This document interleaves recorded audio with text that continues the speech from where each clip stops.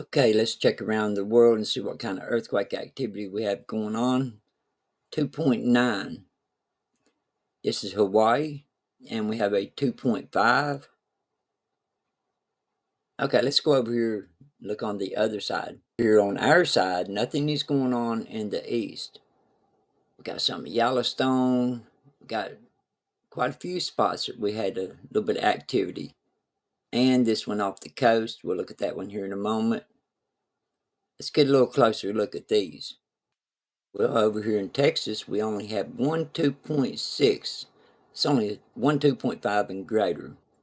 3.8 miles deep around the drilling points. Okay, now here's one of the areas that we've been watching, and this one is on the Brawley seismic zone. But you can see this one. Let's get a little closer look.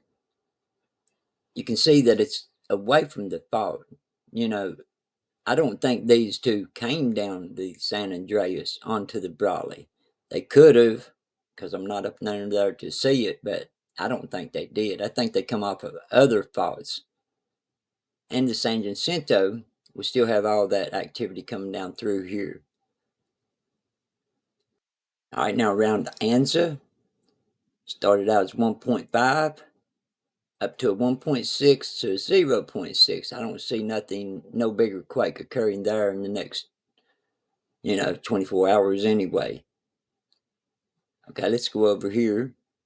Now we look at these, the way the earthquakes occurred. You started out with the 1.4, 2.3, then it went on down. So that means that, usually means that there's not going to be a larger quake in that area in the next 24 hours. So there's a lot of studying on this, but this is the way I check it and study it. Okay, now these here are random, so we don't know what's going to go on with them. 2.4. Okay, now this one over here, we had a 1.1 and then the 2.4. This could go up, but I'm not looking for another quake larger right now, but this one is possible because of the way it did right there. It's having no aftershocks, and when it has no aftershocks, it is possible to get a larger quake than what we just had of the 2.4. We'll watch and see. And these here are on the Garlock fault. You can see where it says Old Garlock, and here's Garlock itself. And we started out as 1.1, dropped to a 1.0. So that's going down. Not looking for a large quake in that area in the next 24 hours.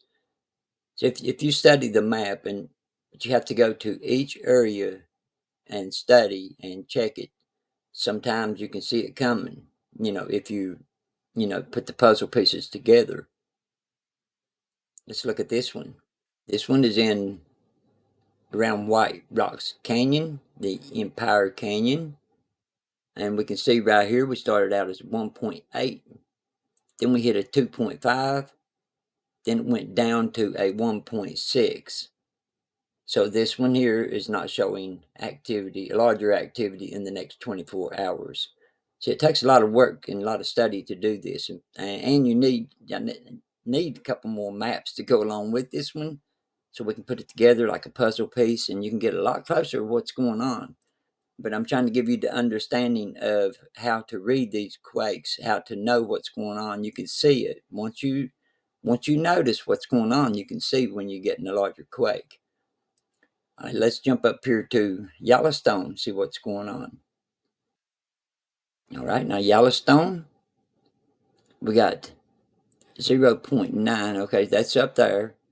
And then it goes up to a 1.2. And then these are smaller. So, I don't see any larger activity hitting this area in the next 24 hours either. I don't see it. I'm not for sure, but I don't see it. Like I said, I need my other maps to really get a little bit more accurate here. All right, now let's go down and look at Mount Rainier. Now, the way this is, minus 0.5, 0.6. 4.8 miles deep, minus 1.1 miles deep. So this is closer to the surface than, it's closer toward the surface than this one. So which one is this? Okay, that one.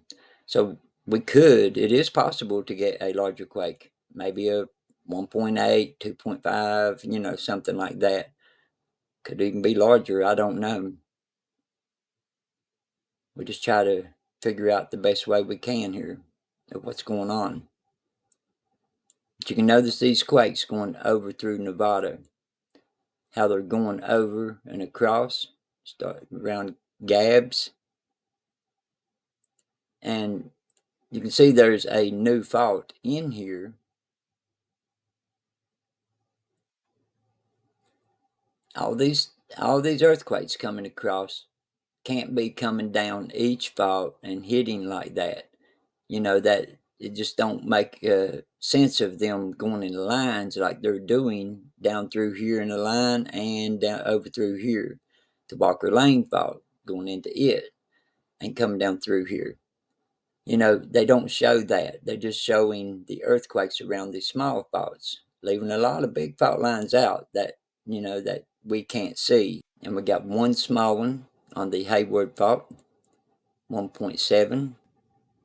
And up here in Alaska, we only have one 3.0, and the rest of them is under. So that's the largest quake we have, is out here next to the Gulf, in the Gulf, of Alaska. Now let's go over here. I'm using this map because I think you can tell about it better. You can see the locations better. All right, now these are the 2.5s and greater. We'll be checking these. This is the 3.2 in Texas, 5.2 miles deep. I didn't see that one a moment ago. It was hid. And a 2.6 south of White City, New Mexico. That's in Texas also. So now let's jump up here. 2.7. You got your information over here.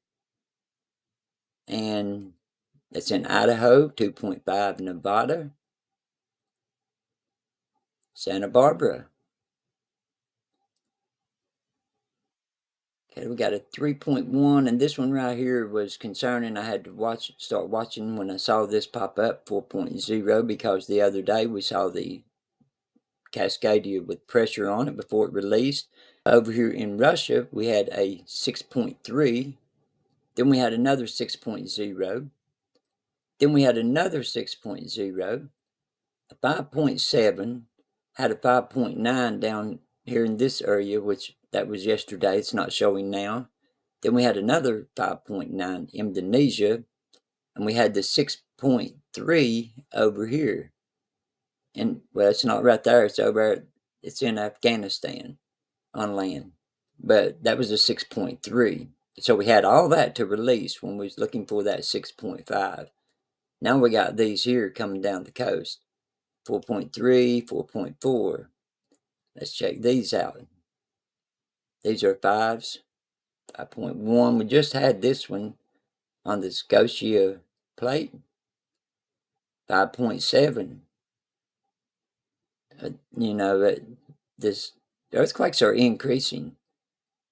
And we're going to have to start looking at this a little closer and try to figure out to keep people safe. Like I was trying to show you how you look at these quakes and you try to figure out if another one can be behind it or if it's just aftershocks. It takes a lot of studying, but somebody's got to do it. But anyway, we need to keep people safe on that. And I use this map here, Canada map. It shows me a little bit, helps me a little bit more because this here wasn't showed, 3.1. Southwest of Port Hardy, British Columbia. This one here we can see. Well, if I could see this coming, we would have known that there could be pressure coming on down. So we have to keep an eye on these maps and check this map every now and then to see if we can see anything coming down through here because it don't show it on the USGS. 24 hours ago, reported shaking. All right, we'll try to keep everyone safe as possible, best way we can. See you on the next updates. Everybody stay safe, and we'll be watching.